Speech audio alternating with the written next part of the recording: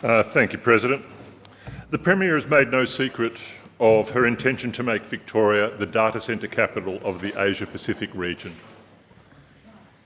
And she has vowed to ruthlessly compete against other states to make that a reality. The regulatory approach the government has adopted in its bid to attract data centre investment is basically to just let it run. And according to the former Minister for Economic Growth, Danny Pearson, and if there are unforeseen adverse consequences, then we will intervene and try to deal with this. And try, presumably, is the operative word. With data centres in Europe and the US wreaking havoc on local water and energy supplies, I believe we've seen sufficient evidence of numerous foreseeable adverse consequences attached to data centre facilities. Communities are not reassured by the government's laissez-faire approach. As more of these facilities are approved, I am not the only member in this place to raise their community's entirely reasonable concerns that these centres are receiving lightning-fast approvals without consultation, without sufficient environmental standards, and without the necessary social licence. However, the Victorian government apparently does have a plan. A $5.5 million Sustainable Data Centre Action Plan, which has been mentioned in numerous press releases and by the former Minister for Water in her response to questions without notice. The Sustainable Data Centre Action Plan will, and I quote, use transport, energy and water usage data, including recycled water, to determine where data centres can be built sustainably, which would be achieved through a coordinated whole-of-government approach to investment, planning and workforce development. The recently published AI-driven business-ready mission statement assures us that the action plan is a key initiative under the Victorian Government's AI mission statement, which is a vision for the state to develop and adopt AI safely, responsibly and for the benefit of all Victorians. The plan, which will act as a set of guidelines for sector development, appear to cover many of the concerns that Victorians have around the introduction of these technologies.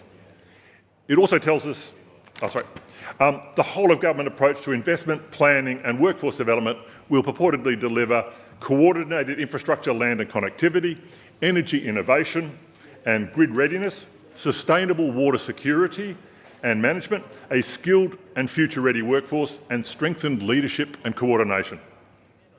Back in December, when we inquired, the action plan was only weeks away.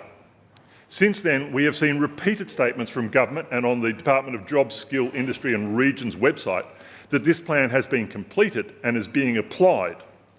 The web page concerned, which was updated only 4 weeks ago, says, and I quote, "As Victoria's data centre footprint grows, we want to make sure this growth is well planned, efficient and responsible.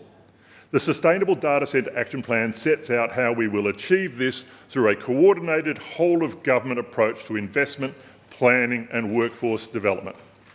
And based on that sort of statement, the plan must surely exist.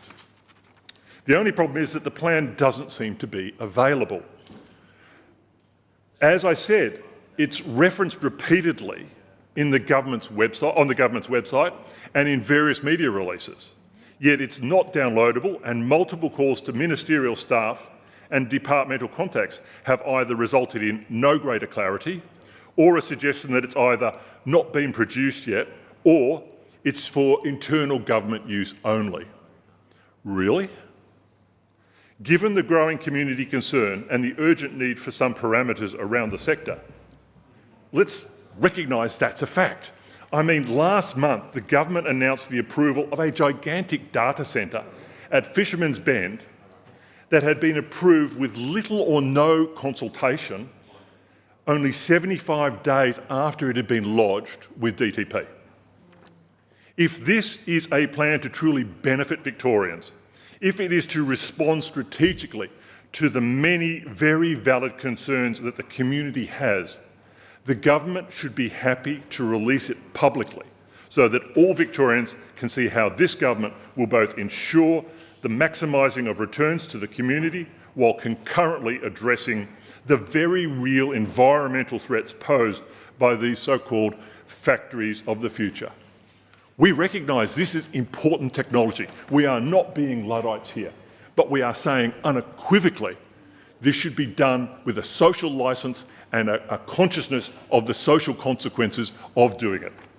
Accordingly, we call on the government to release its much vaunted Sustainable Data Centre Action Plan. Thank you.